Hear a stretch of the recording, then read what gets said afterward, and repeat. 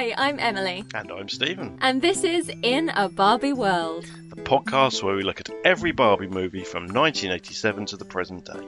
from fairy tales to literary classics. From Mariposa to Mermaidia. It's time to get unboxed, Readjust your lippy rock the ball gown. and let's get our Barbie on. Barbie, Mariposa, and her butterfly fairy friends. Yay. Yay! That's a title. That's a title and a half. That is a mouthful, a Mariposa mouthful. So my first impression of this movie was on the DVD menu when Mariposa came up to the screen as Barbie usually does and said some shit like, "Hi, welcome to the movie. I hope you enjoy meeting me and all of my friends." And you may have noticed that I'm not doing my Barbie voice when I quote this because she wasn't doing the Barbie voice, and I was like, hold the fucking phone. That's not Kelly Sheridan or whatever her name is. No. Like, what the hell is this? What's going on? And I paused before I even pressed play because I had to Google, is Mariposa Kelly Sheridan? Assuming Mariposa was going to be Barbie. And Mariposa is Barbie, but it's not Kelly Sheridan. And I was like, how bizarre. This is insane. Except when she is. This is the thing. And then it went, oh boy, so much to unpack, and it hasn't even started yet. Like, oh, so excited. Do you remember when we talked about the Nutcracker and there was like 3 levels of Inception going on about the stories inside the stories inside the stories? That. So We're this, back there. yeah, I mean, this is a film which is a story within another Barbie universe, which is, I think, within another Barbie universe, and then we're watching it. Yeah, so if we remember, Fairytopia was like Beyond the Rainbow. So we've gone into a separate universe where we're in Fairytopia because we open, because I'm thinking Mariposa, Butterfly Friends, we've been sort of here before, because bear in mind, we've had 3 Fairytopia movies. One that was really good, one that was one of the greatest movies ever made, and one that was shit. And so we're sort of back here, and we can sort of tell we're back here because Kelly Sheridan is not on the DVD menu, but Mariposa is. So already I'm like, my interest, it's peaked. Let's go. Then you hear the the sound that I imagine will welcome you to your death, which is the noise of Bibble. Fucking Bibble. My heart sank. I know. I was like, oh boy. And I literally wrote, my first thing was, please don't start as you mean to go on. Because you don't even see it before you hear that, like, and I was like, fuck. But what he was doing was he was doing some bullshit, but like as he was doing some bullshit, it was like a credit sequence. And it was really good. It was so good! That's exactly the first thing that I wrote. My heart sank. The fucking annoying little furball turned up, starts going, hit myself in the head. But I realised he was just unrolling mushrooms and things, which then exposed all the credits. And I was thinking, we don't get a lot of credits normally in these films. I think we have a couple of times. It was very Tarantino-y. And like, I was baffled. It was like so good that there were these like opening credits. So we got to see all of the different people.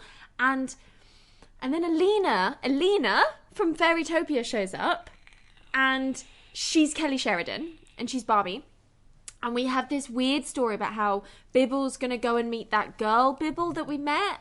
Yeah, you know, the something one with the lipstick. Best forgotten from that shit movie. That I had removed from my memory and had to be violently reminded existed. So he's going to meet her. But hang on. I've just remembered the other thing he does. He makes potato sex dolls out of everybody he knows. He does. That was the other thing. I thought, shall I say that out loud? But no. Well, that is clearly what he's doing. yeah, it's not ideal. But so he's too frightened to go to meet his girlfriend and her friends. So Barbie sits him down she like invites him into the orchid flower that we've been to many times before, and it feels like there was an upgrade in this movie of the interior. Of of the peony. It's like way more swish. The now that peony she's, like, looks fancy. way more she's, swish. like- The whole visuals look way more swish. Yeah, really, really good visuals. So she sits down and she goes, "Well, Bibble, how about I tell you a story about someone that had a similar problem to you?" And I was like, "Oh, we've gone full circle! We're back! We're back to that structure of Barbie sitting someone down and being like, here's how we overcome our problems by telling a story about somebody else." It blew my little mind. It was like a back to form, yeet back to the like Three Colours trilogy at the beginning. Like it was, I've literally written, psych, we're in the old structure. It's so good. Can we just go back to one other thing? The cover as well has got glitter on it. Oh my God. It is glitter. But in not this just on the movie. front, on her wings, right? Yeah. And over some weird tree thing. On the back, her character, there's glitter all over the cover. Oh yeah. I mean, it's just, this feels like a reset. Yes. Yeah. A bit. Yeah. You know, I was mean. really thinking, are the movies beginning to get more and more dip? routine, and is there going to be a dip? And just the quality of this. We haven't talked about the film yet, but the quality of the DVD. Yeah. The opening the quality sequence. of the animation. The way we're going back to the, here's Barbie telling you a story, even though Alina obviously is a story in herself. You know, there are layers here, but but the whole, you know, those original stories where Barbie tells Kelly Shelley, here's a story which has nothing really to do with your problem, but I'm going to tell it anyway. But I'm going to tell anyway. Yeah, it was a bit like that. Yeah, and then you get the. Well, I'll let you lead me through the story, because I'll just drive you insane otherwise. Well, so basically, we've sort of been aware of other species within Fairytopia, and one of them have been the sort of butterfly fairies. And none of them spring to mind. There were some butterfly fairies down by the sea a while ago in Mermaidia, but like this is like proper butterfly fairies, and they live in a very exclusive cut-off island that is attacked at nighttime by... I don't even know where to begin to describe these monsters. Do you know what they reminded me of? What? Do you ever seen Thomas the Tank Engine? Yeah. They had the faces of the trains from Thomas the Tank Engine with really droopy sort of buggy bodies. Yes. And to be honest with you, they were the least scary things ever. It's so funny, isn't it? They're like written to be so unthreatening. They're like the primary villain monster, if you will. But they drew these like bug-eyed they're called skeezites. Yeah. And they're basically like big buggy creatures that fly, they're droopy and they're dumb, and they come and eat you. And they eat. They eat you. Yeah. They eat you. That's not like, they were like, we're going to make the threat. The stakes in this movie are so funny to me, because on the one hand, they're like, hey, so there's a villain, and it will literally consume you. Like, it will munch, yum down on your body and your friends, and it will just like swallow you. Yum, goodbye, butterfly fairies. That is huge. We've never had anything so threatening before. Not as visceral as that, have we? Yeah. No, not as like outrightly like, and then they will just eat you. But to compensate for that, they've really tried to make these creatures like as dumb and as like comical and as non-threatening visually as possible, and like the juxtaposition of it is just a delight. Like, I fucking love that shit. Like, because all you'd have to do is really walk fast to get away from them. Yeah, they can't fly fast, although but if they get you, they will eat you. Like, yeah, that is because normally it's like someone's going to take over. And maybe you'll have to eat some bad food or something like that. You'll have to go from one shitty dictatorship to another shitty dictatorship, like as the Barbie kingdoms are.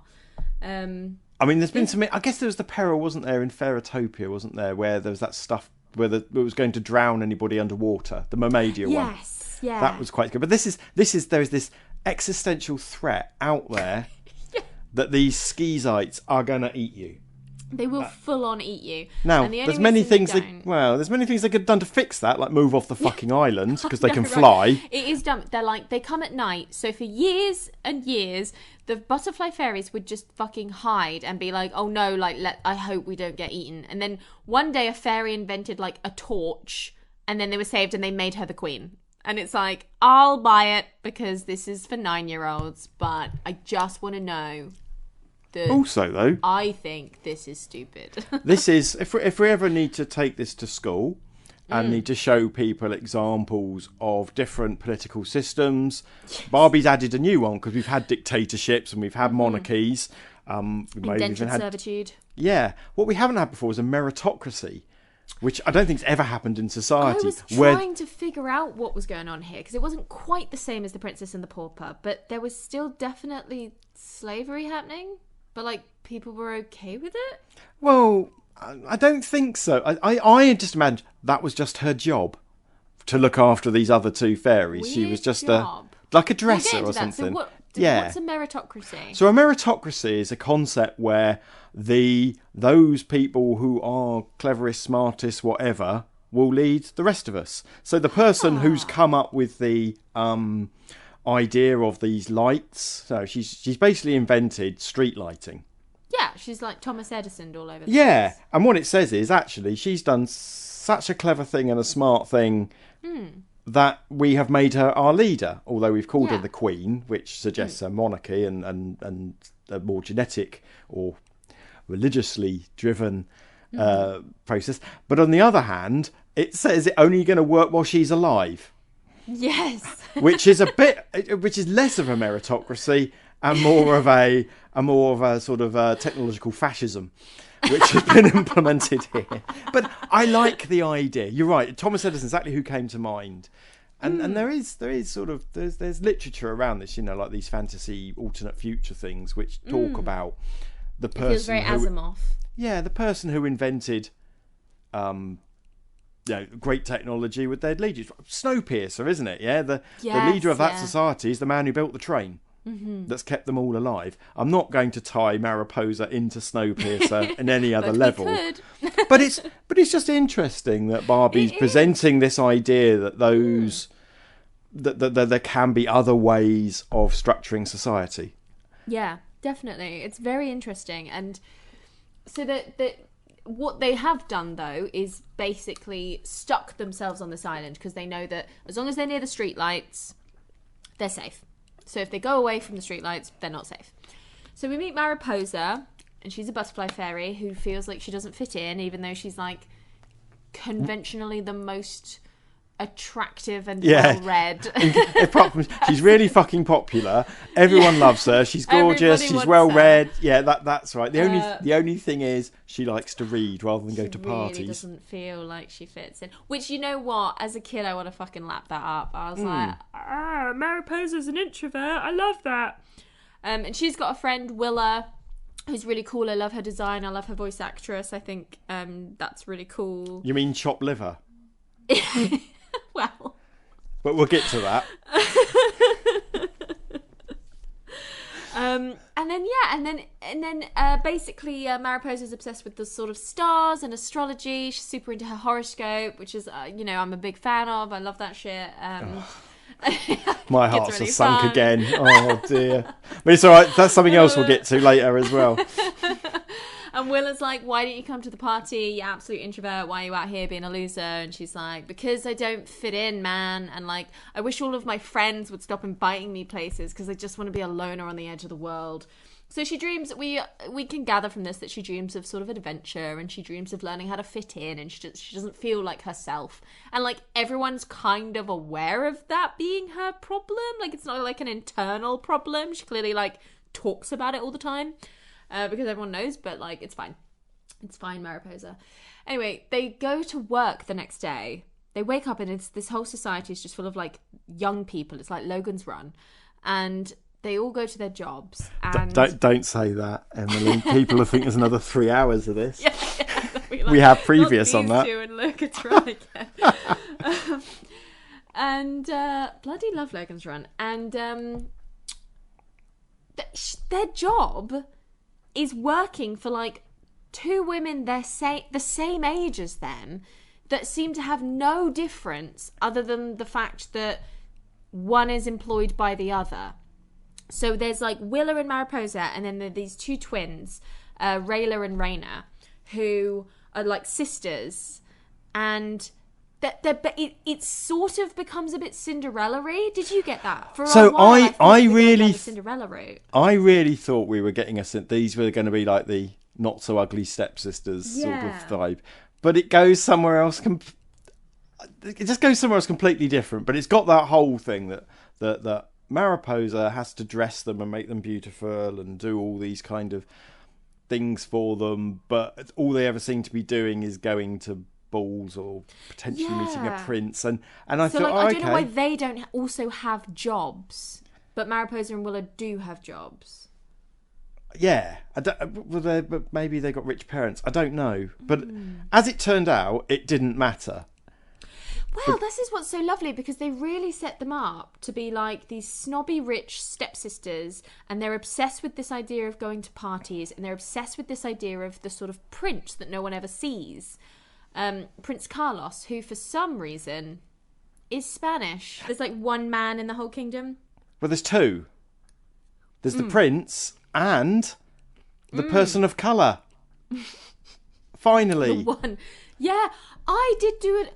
I really noticed that, and I realise you're absolutely right. It's the sort of first non-white character we've sort of seen in these movies. Outside of my secret favourite, the one set in a high school in modern day, I think so. And he's also old. Yeah.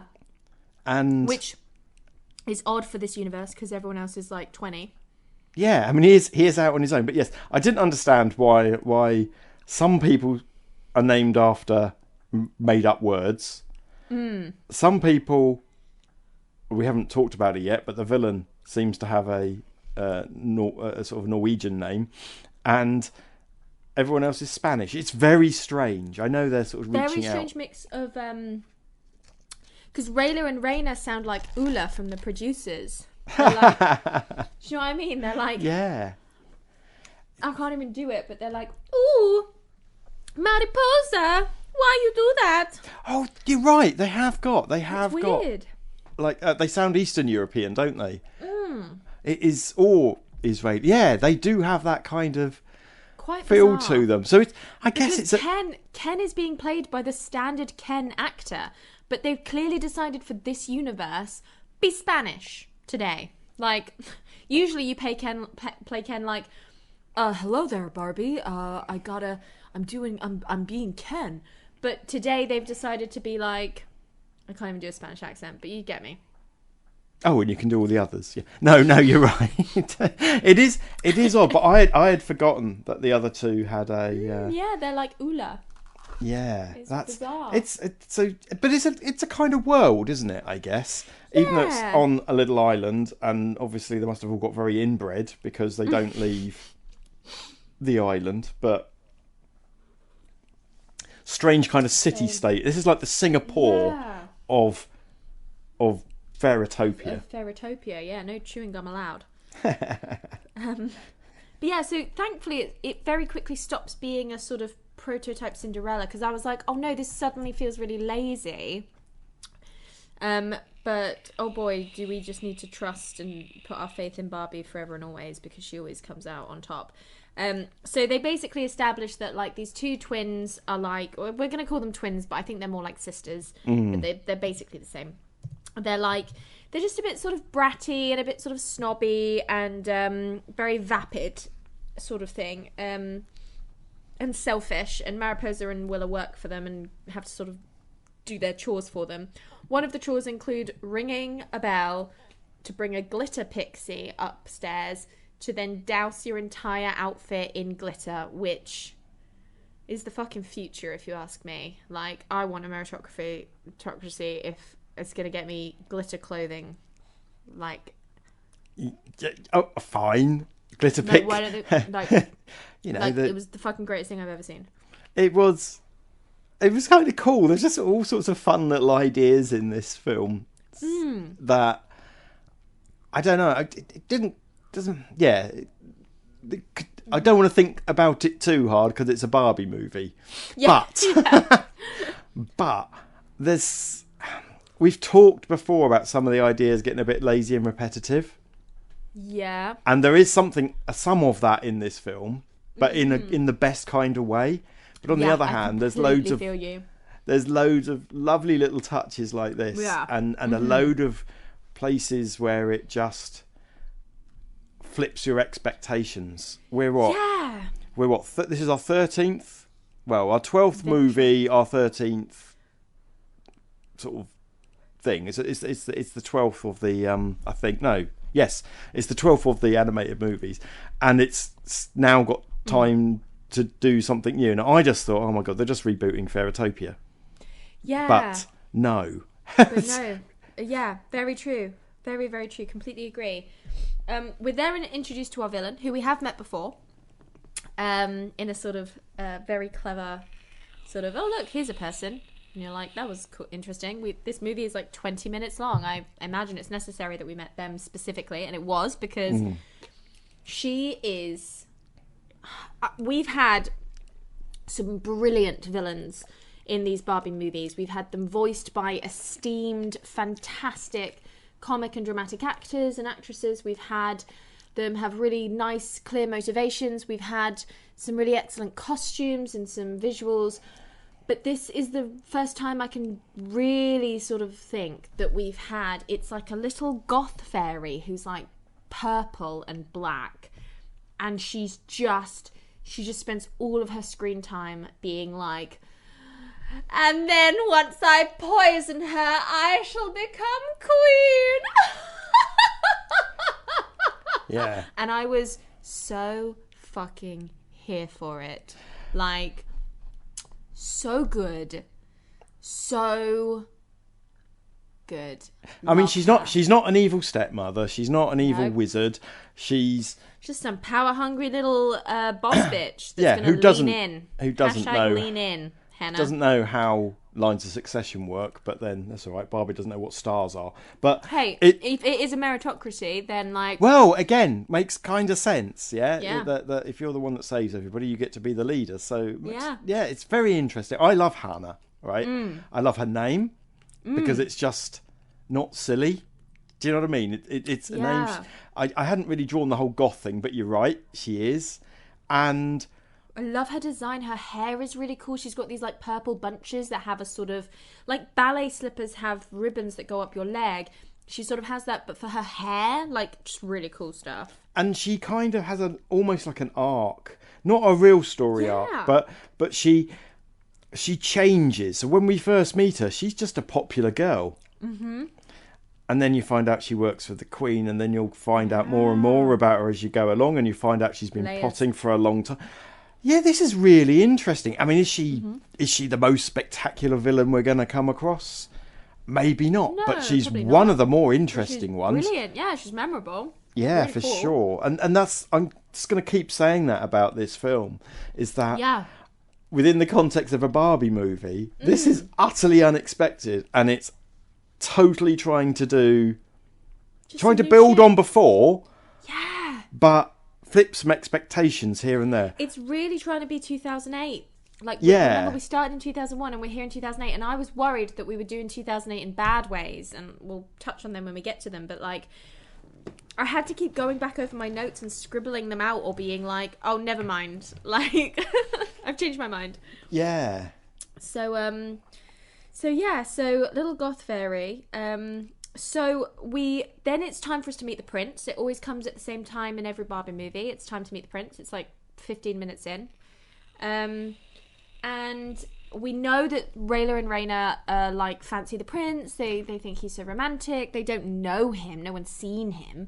But Mariposa manages to bump into him, and they sort of have a meet cute that's not like already there's like seeds of platonicness. If that makes sense? Like, it's not romantic. He's like, fucking shit on a brick. Like, I need your help.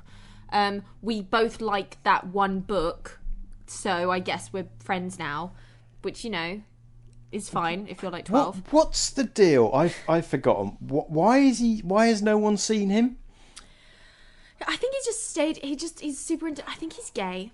Like, honestly, I think it's because he's gay. Because he just, like, lives in the palace with all of these male guards, and he's, like, super into his mum. He, like, loves his mum, like, loads.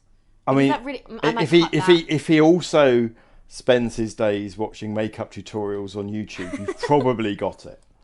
But there is just something weird. No, weird's wrong, because that makes it sound like I'm saying gay people are weird. That's not what I mean. But let's scrap this conversation. Let's start again, because I will just cut this. So let's do something that that makes sense. I just think he's really unusual as a Ken. He is a very unusual Ken. But before we even think about the fact that he has a seemingly unnecessary Spanish accent, he's not like any Ken we've come across before. He's not immediately taken with Mariposa in the sense of, like, or at least it looks like it's starting to go that way, where they're like, we both love reading a book. Oh, that's so lovely. Like, oh, do you like parties? Oh, I'm not a massive party fan either. Like, all the sort of usual beats that you'd get when they're like, we have so much in common. Gosh, let's stare into each other's eyes as the stars rise. But then all of a sudden, the next scene is him being like, Mariposa, I'm in danger and I need you to take this map and do this thing for me, and I trust you implicitly, and I'm going to be in danger soon, so, like, can you just, like, fucking do that for me? Thank you. Okay, bye. And then, like, they never see each other for the rest of the movie. No. And that was so interesting to me, because the whole time I was like, we haven't had any interaction with the prince and Mariposa, so, like, how the hell are they going to force them to marry at the end? Uh-oh. Yeah. But that's good. Because so often, you know, she's fallen in love with this fella in line with the quest. You know, this is another quest. This is a Barbie quest movie, right? Yeah. And she's going to go on a quest. As all the good Fairytopias are. Yeah, and she's going to go, which is where the shit Fairytopia fell apart, because it didn't have a quest. Yeah. But normally he's alongside her.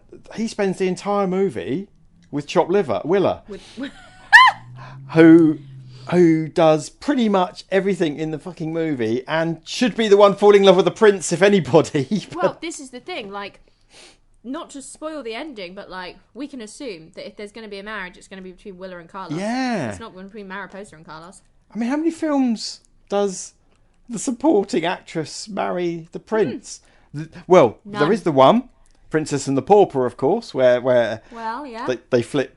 Obviously, there are more movies other than Barbie movies in the world, but yeah, I just thought it was really, again, flipping expectations. Yep. Not doing Completely. quite what we would expect. Yeah, or what we've come to expect from these types of movies as well, which, nothing against them. Like, you get what you pay for. Like, you want to go see a Barbie movie, she's going to find Ken in the first 15 minutes and marry him in the next 45. But, like, apparently not here, which is really refreshing. Instead, and, like, this is the thing, it kept, as you say, subverting my expectations. So she's suddenly like, shit, I need to save the prince. She immediately goes back to her day job and meets these twins who, at this time, are still, like, incredibly vapid and shallow and stupid and annoying. And she immediately is like, oh, hello, guys, I have a map and I need to go save the prince. And I'm like, why are you telling them? Like, that's so dumb. They'll just, like, lock you up and, like, steal the map or something. But instead they're like, oh, we should come, like, we should go, like, you should come with us and hold our suitcases, but, like, we'll go save the prince, and then he'll marry us, and then that will be, like, amazing, and that'll be, like, the best thing ever. And it's really pushed that all they want is to marry the prince and to save him so they can do so. So all of a sudden, all three of them are on this quest, which then leaves Willa with a note to say, gone prince saving, you go and find the actual prince and let him know that we're on our way and he'll catch you up on what's going down. Which is way better than Fairytopia, where her best mate kept getting left behind and forgotten about to the end. My mum needs me, bye. Yeah. Fuck you, Dandelion. So we get two storylines suddenly going on, which again I think is a complexity I don't think we've had before. I could be wrong. No, I don't think so. But definitely... We've had villain plot and hero plot, So we've been seeing the two storylines side by side. But here we have villain plot, hero plot, and like B plot, which is always the romance plot. And the B plot is Willa and Carlos. So all we can take from that is the implication of genuine romance, because we're seeing them bond. We're seeing them hang out kind of thing. So that's really cool. So it like... they start out on this quest and you're not quite... it's not anything I've seen before, especially in a children's animated movie from the 2000s, especially a Barbie movie. You have 3 women going on a quest together. Already, that's fucking mind-blowing. Like, that's so cool. That's so awesome. And, like, spoiler alert, this is not Mariposa's story. This is the twins' story.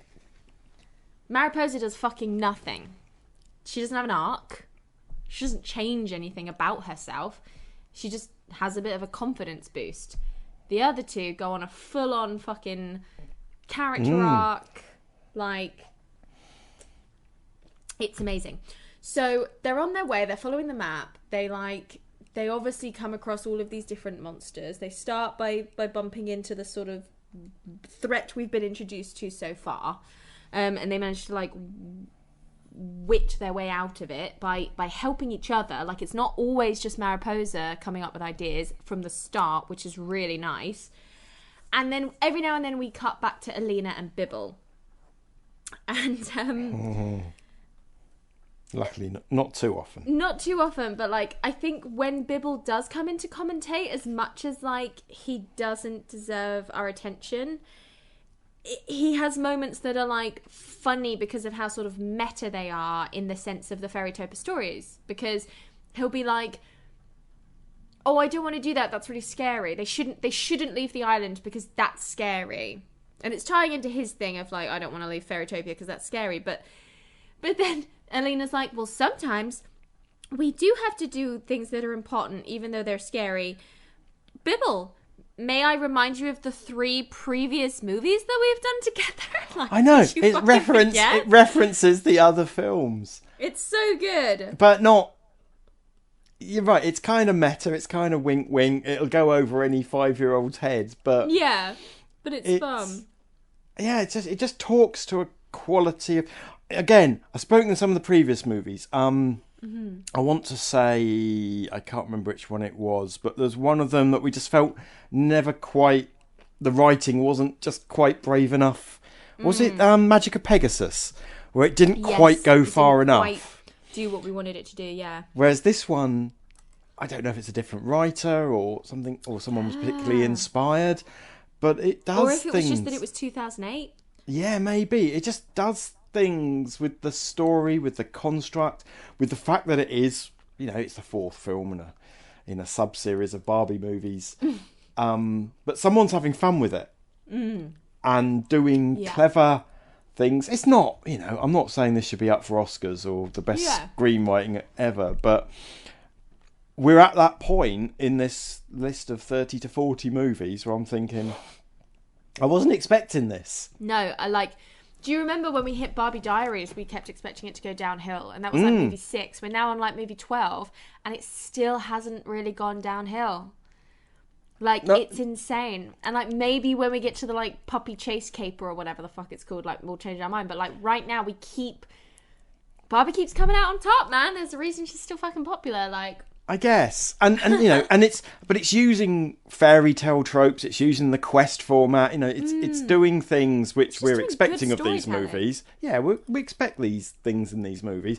But do you know what? Let's add a second plot in. I tell you what. Let's keep Barbie and Ken apart. I tell you what. Let's flip back and let's talk about this movie in the context of, I don't know if it's meant to be a true story or a fairy tale within the Fairytopia world.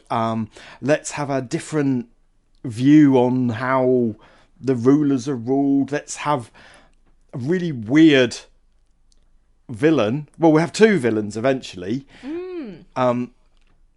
which are scary, not scary. Yeah. Which is fine because this is a film for 10-year-old girls, yeah? But it's still fascinating. And we've, you know, and I'm being blown away by this, and we're only 20 minutes into the film. Do you know? I know, right? But the thing so about good. taking the evil stepsisters, I call them that, with her, and they are the ones who grow and change, is, well, that's awesome. If this was a live action, if this was, I don't know, Once Upon a Time or something, we'd be going, oh, that was a good episode. Yeah. Well, it wouldn't have been greenlit in 2008 if this was live action. Indeed.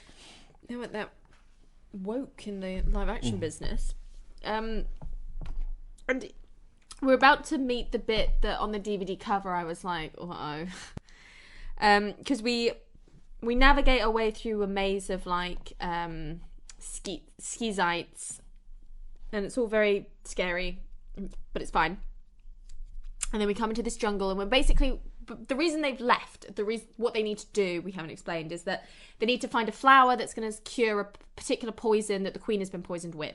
So as the queen is slowly getting poisoned, the lights are going out, so there is a real threat to the island. Yeah, where the lights are going to leave. We've forgotten this. Hannah is a little bitch, and Hannah has poisoned the queen, and to make a play to become the queen herself, or the leader herself, she arranges for the prince to get sort of imprisoned because there's a fucking prison cell in his bedroom anyway. Don't even go there. But and we'll find out some other stuff about her later. So yeah, they're on a quest, a classic quest to find a magic flower which will be the cure-all for the disease she's got. For the queen. You know, just like the last film, apart from they have to go on a quest, it's not just there in the greenhouse. Yeah.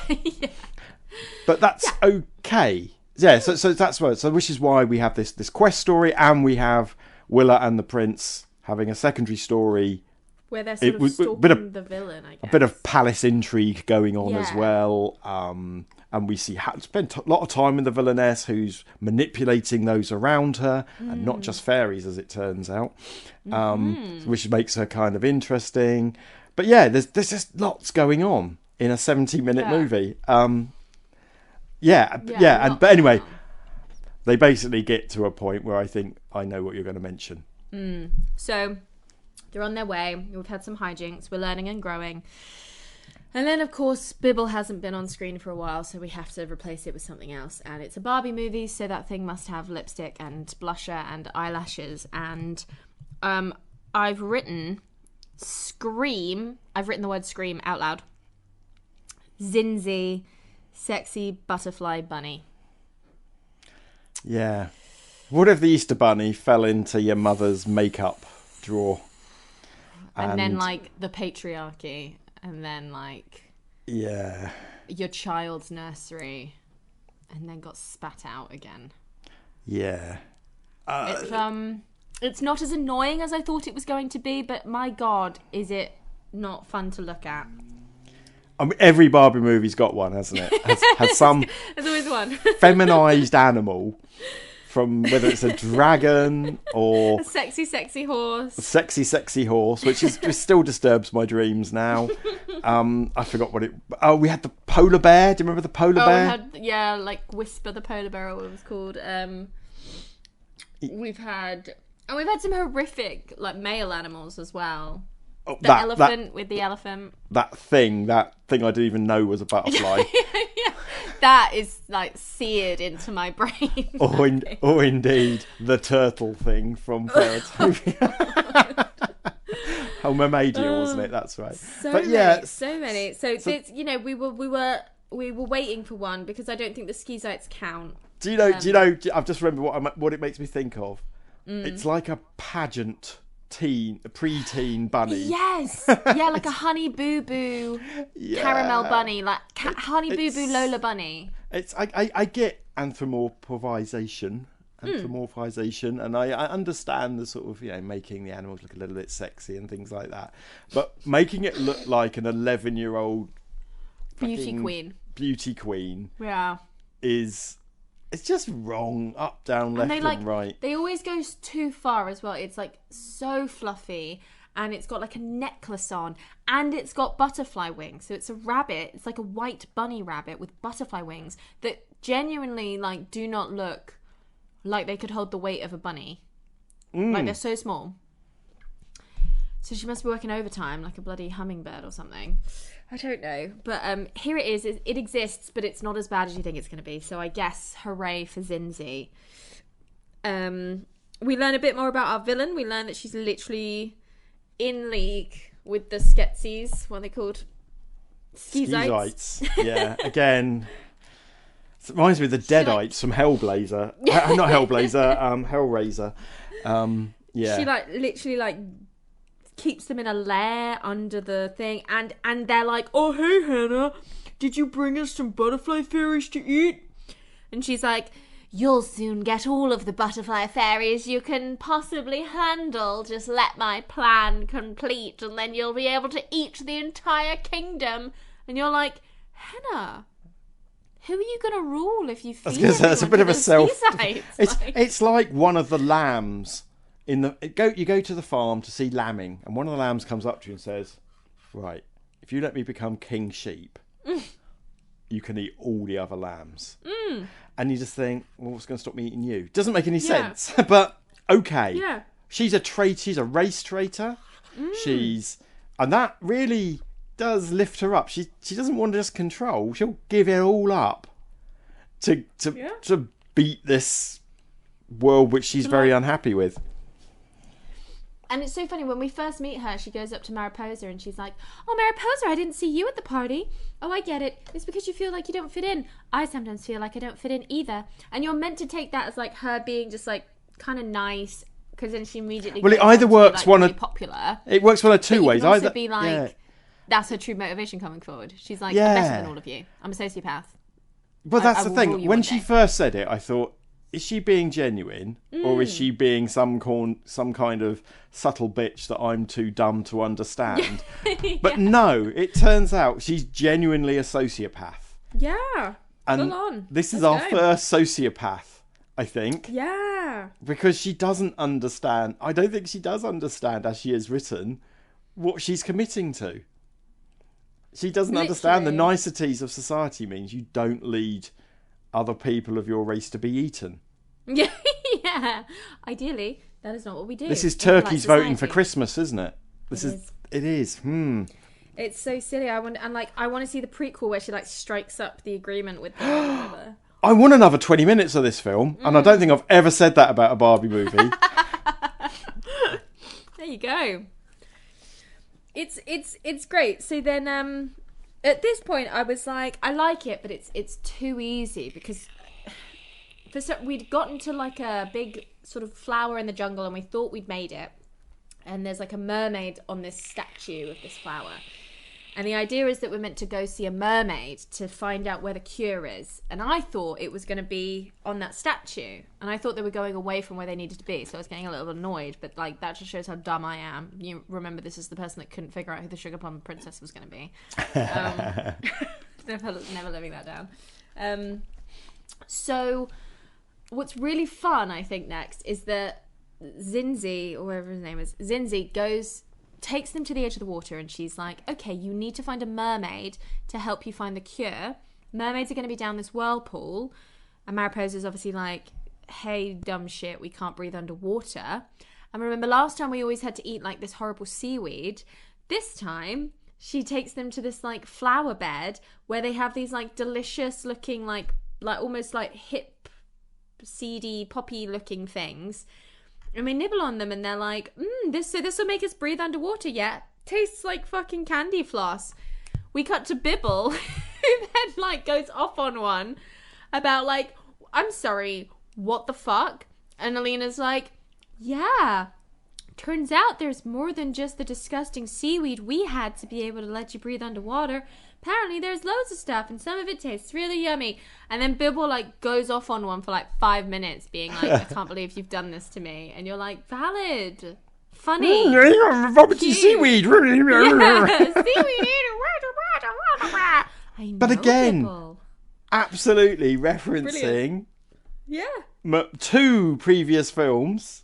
Because if you remember, it happened in Fairytopia and Mermaidia, where they had to have something. In fact, did they have it was magic, wasn't it, that made it work in mermaid yet. I don't remember. It doesn't matter, but it's quite clever because it makes, it says, we need to go back and watch these movies as well. But they don't mention them by name, but But yeah, again, I quite like that meta nature of, hang on a minute. Yeah. Because that's when you do read, so let's assume Bibble is like her kid, right? Yeah. When you read stories to your children, which I have done when they were growing up, they will question it and they will tie, you might be reading Mr. Messy, right? So the Mr. Men books. But they will say, oh, what happened, Mr. Greedy? That's clearly not quite the same thing going on. That they will question things the way as an adult you just ignore because you think it's a kid's... Because you're tired and you have to pay your taxes. Exactly. But this is this film referencing that the kids themselves will ask these questions. Point out the injustices and the inconsistencies in the narrative, and you're like, well, Bibble, some people have candy floss and some people have gross seaweed. That's life. Bibble.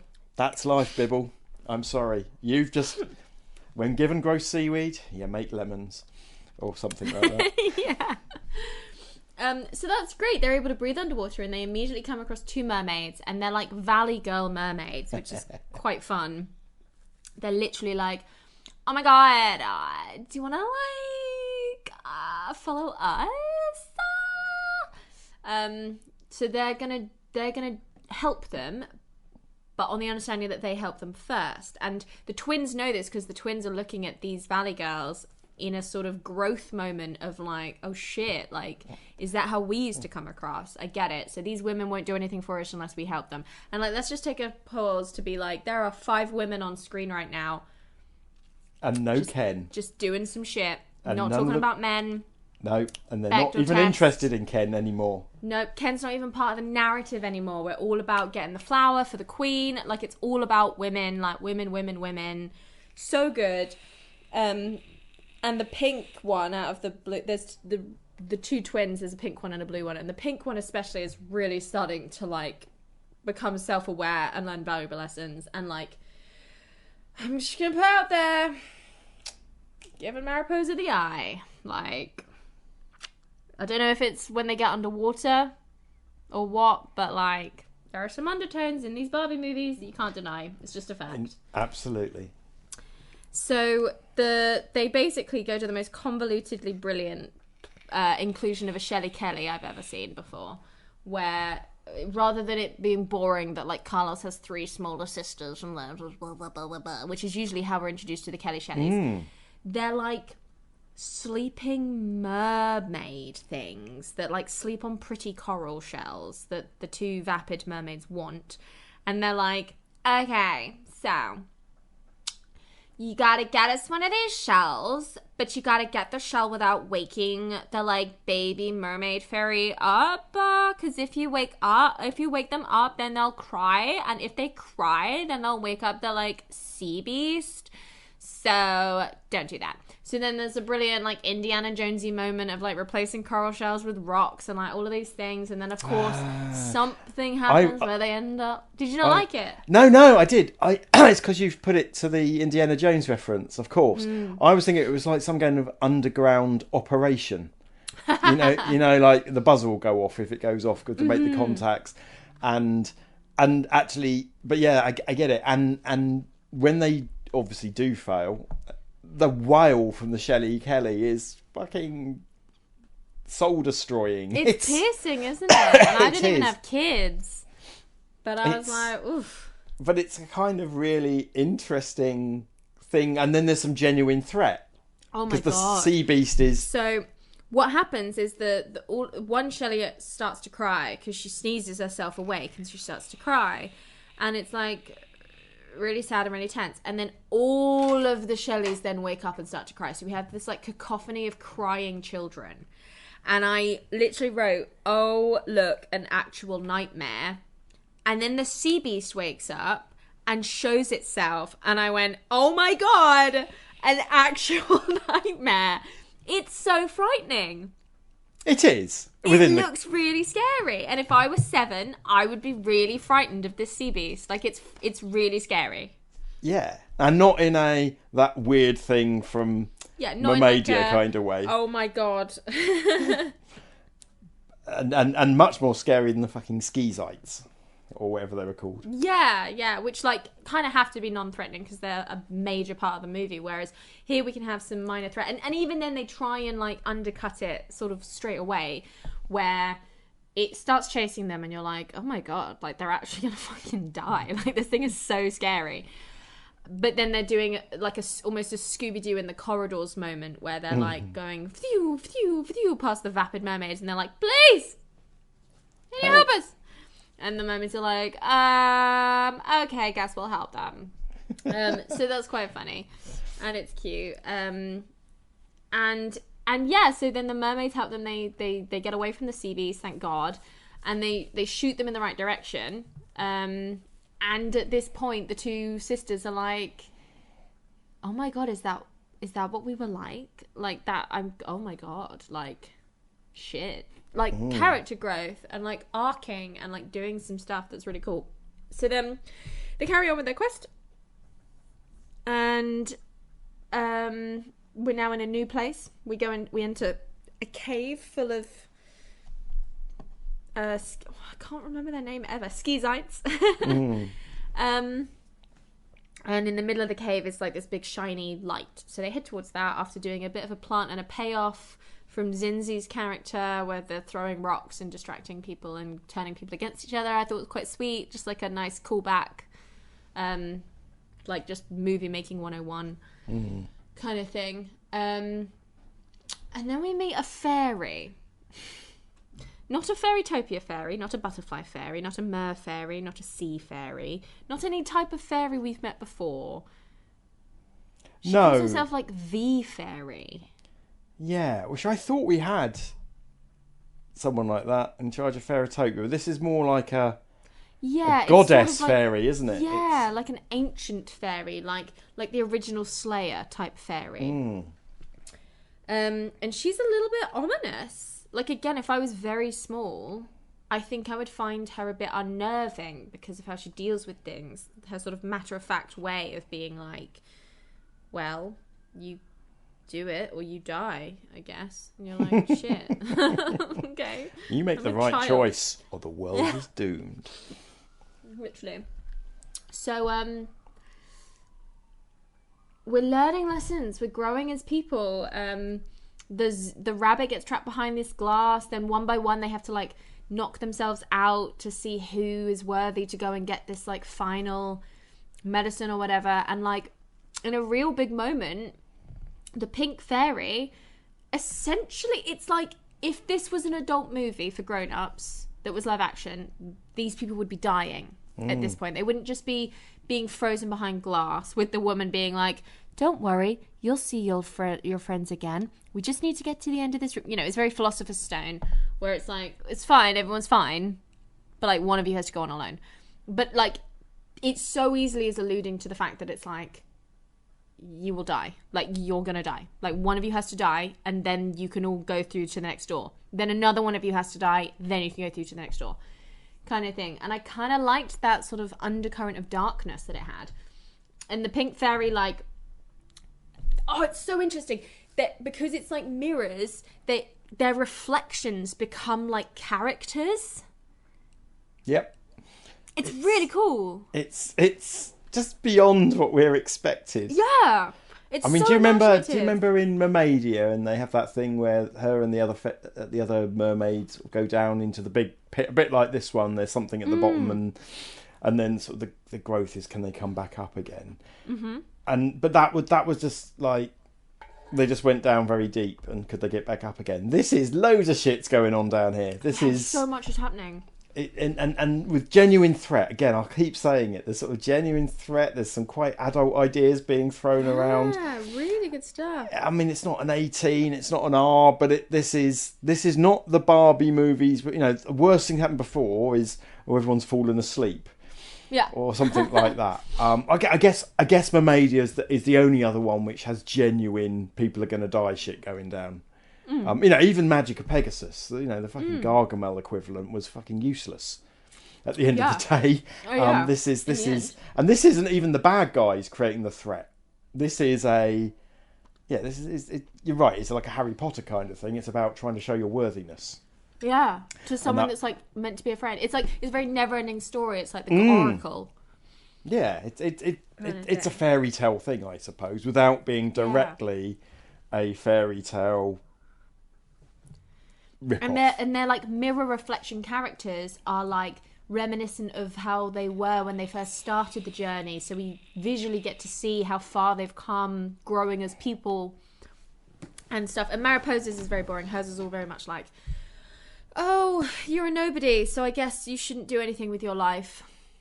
Whereas the other one had genuine growth, where she was like, Mariposa isn't worthy of this, is she? And she's like, hey, don't speak about my friend like that. And you're like, just gals being pals. She's fallen in love with her, that's canon. And back on land, Willa and Carlos are like completely uncovering Henna's scheme, full on like exposing her, like 100% bonding as people. And then Mariposa's love of astrology comes into play, where it's her love. No, it's not. No, it's not. It's astronomy, isn't it? Because she recognises the constellations. Yes, as opposed she's to got the Archer constellation. As opposed to believing in a navigator, and it always points in the right direction. Yeah, which she has used earlier on in the film as well. Yeah. So it comes to play a couple of times, and it's a callback from the very first scene we meet her, where she's trying to show Willa how constellations work. Unfortunately, anything like that is blown away when they decide to reinvent what stars are and how they work. But obviously, this is a magic world. This isn't the real world, Stephen. Stop being that guy. But it did wind me up a little bit. But again, on the other hand, fair enough, it's quite spectacular and well animated. Oh my god, it's gorgeous. So she finds the hunter in the sky, and his bow points towards the cure. She has like one opportunity to pick the right star that she hopes the cure is in, and obviously she does it. But by doing it, it's very like the end of Dragonheart. The stars sort of like explode, and it's like a galaxy in front. Like, it's so beautiful. Like, it's so lovely, and like it's really pretty. We're in this like weird otherworldly like room that's just full of stars. It's really nice. It's really, really good stuff. And yeah, it's they get the cure. Just as they've come back, Willa and Carlos have exposed Henna for what she truly is. But it's too late, because Henna is like 2 seconds away from the Queen dying, and therefore all the lights coming out, and she's conjured up her army of Skezites, and she is literally coming to town. Like, they all... isn't it so good? She does this brilliant moment where she's like... They walk up to her to the edge of this cliff, and she's like, like true sociopath fashion, like, yeah, it was me. I'm not even going to try and deny it. I poisoned the Queen. I'm going to become ruler of you all, and you can't catch me. And then she literally flings her arms out and like just falls off the edge of this cliff, and they're all like, woo! And then she comes back riding on the back of one of her Skizite, who then like is followed by like an army of Skizites, and she's all like, as I promised, dinner is served, or some bullshit like that, and you're just like, it's so good. Yeah, no, it's fantastic. It's so dramatic. I love it. I love Hannah. So she's the best. She is getting to be top 2 villains, I think. Yeah, really good stuff. Really, really good stuff. So they've figured out that she had these little lights that she was making with a mixture of like the thistles and the magic poison that everyone said didn't exist. So they use these lights to try and fight this. So there's a really good like action scene. Then brilliantly, like so neat, she's like, and that's why I've been poisoning the Queen the whole time. And that's when Mariposa and friends turn up, and she's like, I'm sorry, what? You were poisoning the Queen the whole time? And it was like, wow, that was very convenient timing of you, Mariposa. Like, we don't have to explain anything. Like, exposition over here did it for us. So then it's a race of Mariposa getting the lily over to the Queen. I'm not quite sure how this works, but there's a Shelley Kelly who's assisting her. The glitter fairies from the beginning join in. She's trying to like snatch the flower, while Mariposa is trying to distract the sociopath, and the sociopath is like full on trying to stop her getting to the queen, and she's plucking the petals out. When she grabs the flower, she'll pluck a petal out, and there's only like 6 petals, and it's genuinely quite tense because you don't know how it works. And I love that the Shelley Kelly was actually of use. Yeah. You know, she helped Mariposa instead of just being there annoying and fluttering about. Yeah. She was actually the useful. secondary action hero in this bit. And then there's other stuff with Willa and Carlos throwing these balls around, and the last stand of the monarchy, and I don't really understand what the flower was doing. No, she like puts it near her face. Yeah. And like that's well, we think fine. in classic style it's failed, don't we? Because that's what you're meant to think, because that's course, what always all the happens. Lights go out. Yeah, and all the lighting goes out, and you think, and you're like, dinner time for Ski-Zites. Yum yum. But then the lights come back on again, and you're like, okay, you're fair. And then the queen wakes up, and she goes, Henna, the last thing I remember.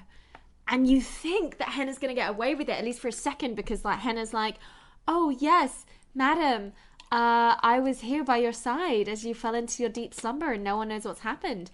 And the queen like psychs her out. She's like, Henna, the last thing I remember is you poisoning me. And you're like, oh. And Henna's like, fuck you, I'm out. She like runs off, like gets caught up in and like she clearly goes in an attempt that she's able to then come back, which like I'm totally down for. Like, let's go. Like absolutely unashamed, like no pleading, no full on sociopathic behavior, just like, hell yeah, I wanted the power, and what are you gonna do about it? I'm out. See you later, bitches. Mariposa's like, well, bye then, I guess. Hi, I learned a valuable lesson about it's okay to be who I am. But here are my 2 friends who actually went on a full-on 180 character shift, and now they're like better people for hanging out with me. So hooray for that, I guess. Also, we're in love now. And there's Willa. She's going to marry your son. Hope that's okay. And then there's like have I missed anything out? We just get to the ceremony at the end. Is that right? Oh, I can't hear you. Are you speaking, or are you... Am I back? Yes, you're back now. I am. Sorry, new microphone. Can't remember when it's on mute or not on mute. But it's not flashing anymore. Yeah, no, I think you've pretty much covered it. The final battle goes on maybe a phase too long, but it's still glorious. And it's brilliant. And then you're right at the end. There's this threat that it's like a new hope. Where like they're all in a big ceremony and they hand them out like, you saved the entire kingdom from getting eaten alive. So have a tiara of flowers. Yeah, it was that I did. That is one of the things I was thinking. But it is just like the end of Star Wars. You're right. And there's obviously that Hannah hasn't really been defeated. She's just been put away in her box for 5 years apparently. But let's pretend. Oh, it's henna. Oh, I see. Yes, henna. Yeah, like henna. I thought it was Hannah, like like a Norwegian Hannah. But I see now it's like henna, like that, which makes sense. You're probably going to tell me Mariposa is something as well, but yeah, it's just glorious. Yes. And it's a proper ending without falling into that trope of, and now let's go and get married to the prince. No one gets married, and like I can't. Maybe she didn't get married at the end of Island Princess, but there was definitely an implication of like a love affair there. Like Carlos they were isn't going into off. anyone. There is they went off sailing, didn't they? I mean, there is no interaction other than that love. Early one between Barbie and the and the prince. Barbie and Ken. Absolutely, and Willa. I do hope Willa. Yeah, Willa will become future queen. I have a Barbie crush on Willa. Right? She's like Why did you call her chopped liver? Because I felt she was just ignored. Like the saying, like, what am I, chopped liver? Right. Like she did all the fucking hard work back at She did, home. to be fair. She was the one who's with the prince. If She's someone's going to funny. get married, it should be her. Yeah, it's 100% I fucking gonna be her. love Willa. She's Like, brilliant. if I end up in Flutterfield land, I'm hunting her down if she's not married. She's my girl. I'm not really interested in Mariposa because I'm not really sure what. If the film has a flaw, Oh yeah, like what the fuck? it's got two flaws. There's a sexualised bunny, but I guess Yeah. we just deal with that. But you know what? We'll give it that. But it's the fact that the Barbie character, Mariposa character, I still don't really understand what her deal is. And it was about like being okay with who you are as a person. But do you remember? I completely forgot to mention this. It feels like it should have been important, and I wonder if they were just doing it to match the beats of Fairytopia, which we had problems with at the time. But at least it made sense within the overarching narrative. Here, it just happens because, hooray! I guess she gets new wings. She gets like. And we've both I thought of forgotten you. because it's, I like, thought of you. completely unnecessary. The minute she got new wings, I thought Emily's going to have something to say about that. It just, I don't even know what there is to say because it comes out of nowhere. It's for no reason, no purpose. It like she basically It does- just it gets does bigger, have a exaggerated purpose. version of her own wings that No, are like no. glittery. It has a huge purpose. And unfortunately, audience, you can't see this, but I'm going to share something with you now, Oh. which is a picture of the doll. Look at the fucking wings on that. Oh, holy shit! I would pay so much money for that fucking Barbie doll. But the Oh my God, wings... the wings are like. They're like two Barbies size. There's like a Barbie and then there's like two Barbies size of length of wing. Like They are oh my God. massive. Oh my And I'm God. guessing the new wings... it's all about the doll, isn't it? Oh my it's God, all look at about her, the like, glittery doll. headband. Because her wings are quite Oh, nice look to at start her with. cute little petal skirt. Look at her shoes. Oh my God, I want this doll so much. Please go and look up the Mariposa doll because the wings are fucking tacular, fucking and they are like amazing. to scared if Barbie was a butterfly. Literally. They're massive, and I really want it. In fact, I'm having little thoughts here about could she glide? Yeah. If I added some structure to that, could we really yeah. make her fly? Oh my God. And yeah, but I'm guessing that's what it's about. But it is a bit odd. It really upset us. It's not tied. It upset us earlier in the first Fairytopia because it was just a little bit like ableist or whatever. Like, Well, it undermined yeah. the point, didn't it? Yeah. Whereas in this one, she just gets it because She just gets some fucking wins because why the hell not? I guess. and because it's we to need sell to put it on toys. the yeah. Same we way, need to sell toys. same way as a sexy rabbit. It'll sell. I'm Yeah, sure there's a it'll sell more plush. toys. So But- that's fine. But So yeah, it's fine. it It's fine. is. And they're so glittery. They're so glittery. It's so good. There's so much glitter in this movie. It's so good. There's glitter on the cover, on the front and the back of the So DVD. good. Do Fucking you know, I love came it. into this movie, right? I thought, what the fuck's a Mariposa? Yeah. I thought it was a place. I've got to be honest. I thought it was going to be same. another town. Like Fairytopia, Mariposa. I just thought, and then when we knew we weren't getting Kelly Sheridan's voice, yeah. I was a bit annoyed. Mm. And to be honest with you, with 12, 13 movies in, I was thinking, and they're coming back to this well. And there is a bit of me that thinks this is just a reboot, a remake of the first couple of Fairytopia films. However, as I think is pretty clear now, it does so much else and has more stuff going on than any other Barbie film we've seen, I think. Literally. This is one of my favourites. Honestly, This is the most surprised I've been. it's so good. The last 2 seconds of the movie, obviously we return to Alina in Fairytopia, and Bibble has learnt a valuable lesson. He's brave now. He's going to go meet his sexualised girlfriend who turns up, and her friends, in a weird twist of like, oh, you thought it was a story, but it's real.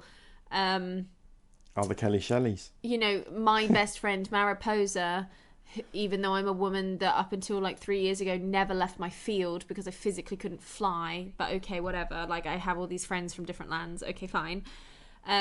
It's proven that Mariposa is real because the like glitter fairies are Bibble's girlfriend's friends, so they all turn up and they do a very strange like acknowledgement to the camera where they like wave to us, and I was a bit like, whoosh, this is way too much now.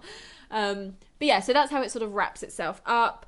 And oh my God, like I don't know if it's because it lulled us into a false sense of disappointment where we were expecting like a shit Fairytopia, or whether it's just so good that it stands up for itself. But like, yeah, what the hell? I've been desperate to speak to you about this when I watched it a couple of weeks ago.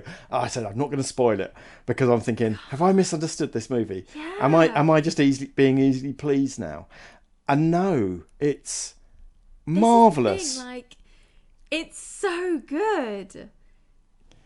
Fuck, man, like. I'd happily watch this one again.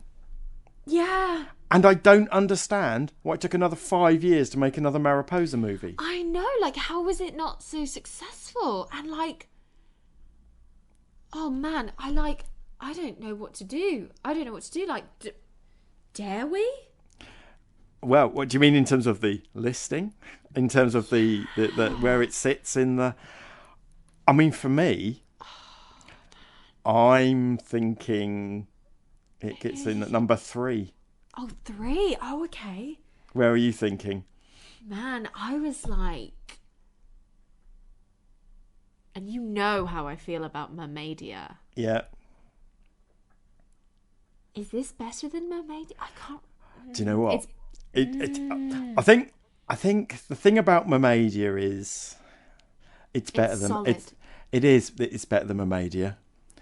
There was a bit of me that immediately thought this is better than Princess and the Pauper, but I think... A little bit of me thought that as well, but maybe we're just too far away from the Princess and the Pauper. I would happily put this in the number 2 or number 3, though. Oh, it really is that good. It doesn't work without Mermaidia and Fairytopia.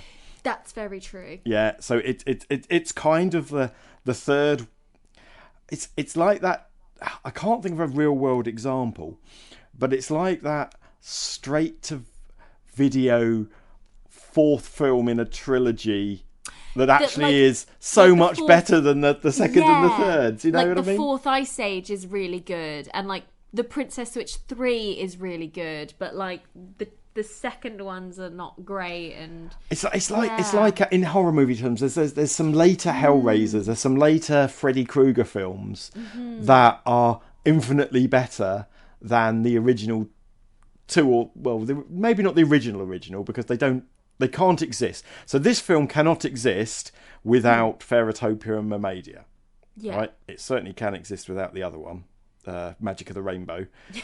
but which is literally at the fucking bottom. How insane is that? There is 1 year between these two movies and they are set in the same universe, and one is about to shoot to the top and one is remaining at the bottom. I mean, it's definitely got my favourite supporting character. It's definitely got one of my top 2 villains. Yes, it's got Bibble, fine. But Bibble's being pretty meta. Which is and cool. Bibble kind of works in this, and it does that, and it's got that great title sequence, and so it's one of my favourite looks. I just feel that we're traitors to Kelly Sheridan.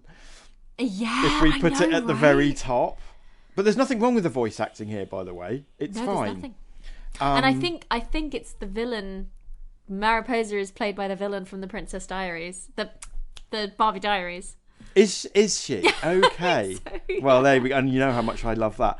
Yeah, exactly. I'm happy to make this either 2 or 3. Oh God, I'm really torn. Like I think my heart is saying put it in at 2, but I feel like my brain is like, mate. It's better than Swan Lake, right? It's better than Swan Lake. Mermaidia does have that wonderful relationship between the two leads, which maybe this is a little bit lacking. It was there. The beats it were was, there, but there are so many characters. There are so many characters. You don't get that strength. You were crushing on the pair of them. God. I think 3 feels right. It's better than Swan Lake. Yeah. Oh, it's better than Swan Lake. Oh wow. And I was not expecting. And I've got to be honest with you. Movie 13. Bloody hell. When I finished watching it, I thought that's the best Barbie movie I've ever seen.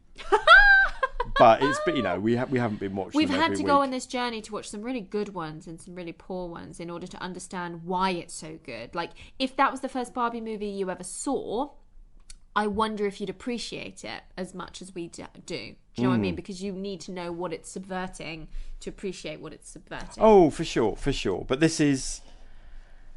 My God. Again, last episode, wasn't expecting this. Yeah. When we started this, wasn't expecting this. The only thing I don't understand, why it's another 13 fucking movies till we get another Mariposa. I know, it's crazy. Maybe it wasn't successful and it's like... Well, I released. think we're going somewhere else. I think there's a change in animation, style, approach, a shift. Change in the water. Yeah, and obviously you've got to remember Diamond Castle and Christmas Carol were probably already in production when this was So I don't being know released. if you saw the trailer for Diamond Castle at the beginning of Mariposa. Oh yeah, you have there's to a trailer watch for it. Diamond Castle. It forces you to watch it. I am so fucking excited for Diamond I Castle. know, right? It looks so good. It looks so good. Oh my god! Like, what is this? The like Barbie Renaissance? Like they had a 2-film blip, and like now we're like back. And I think you were just a bit hard on Island Princess, to be honest with you. That's very true. But I just God, wasn't the expecting fucking this. Hot take here on In a Barbie World. The Barbie movies are fucking great. Like, they're so good. Right, I know, and it's weird because there's so much going on. But I think we were so gushing, we both wanted to say how fucking good it was. Yeah, we just wanted to be like, it's in the top 3. Yeah, that's the only fight. Where are we putting it then? So, I've put it at number 3. So in at number 1, it's Barbie and the Princess and the Pauper. In at number 2, it's Barbie, Fairytopia, Mermaidia. And at number 3, still in the Fairytopia universe, it's Barbie Mariposa. So there's 2 years between each of the good. So number 1 came out in 2004, number 2 came out in 2006, and number 3 came out in 2008. And basically, we've still got... So now we have 3 Fairytopia universe movies in our top 5. Magic of Pegasus has been dropped down. And I would never have thought... Even, like... I'm going to be honest with you. When I saw the title of Mermaidia, my heart sank. Right? This kind of universe is just not appealing. I don't like fantasy. It's not a genre I'm a huge fan of. You know, I was here for the remakes of, or the retellings of fairy tales and classic like novels and things literature like that. I was high not. school. Yeah. Oh, well, obviously in the Barbie Diaries as well. Woo, there's going to be a lot more. I do know towards the back end there's a lot more of There's a lot modern more of Barbie. the Barbie Diaries vibe, yeah. And Yeah. I'm still really happy that I love fantasy, so I'm really happy that we're still in the realm of like diamond castles and magic makeovers. So And I'm right, but I'm so into. I'm just into the cover. It's just. I'm so gushy about this, and I've been good. desperate to talk to you about it because that's like. I think we both try and keep our powder dry, don't we, when we Yes. record, so we don't give away too much yeah. about what we feel about the films. I think once I've said it's so good, but this one I thought, no, I'm not telling her. And then there's always the fear that you're going to say, yeah, Stephen, it's you're gonna shit, be like, this was shit, and I'm going to it. go, but it was the greatest Barbie movie ever made. And then you have to compromise somehow. Yeah, I don't think we've ever done that. Maybe a little bit with the last one, but Yeah, I hear you, and that's because I watched it twice in a 6-month period. Anyway, yeah, great, I love it, and yeah, the only downside was it forced me to watch the trailer for Diamond Castle, and that's not a criticism of what Diamond Castle may be like, but I hate DVDs that do that. Yeah, it's frustrating. It's really annoying. But yeah, excellent, amazing, just cool. My God. Like I've just got my copy of Diamond Castle in front of me now. But yes, different style, but it's got bloopers. oh my God. We know we love a blooper. Blooper. Nice. So yeah, I guess we'll see you next time for Barbie and the Diamond Castle. Indeed. Squee.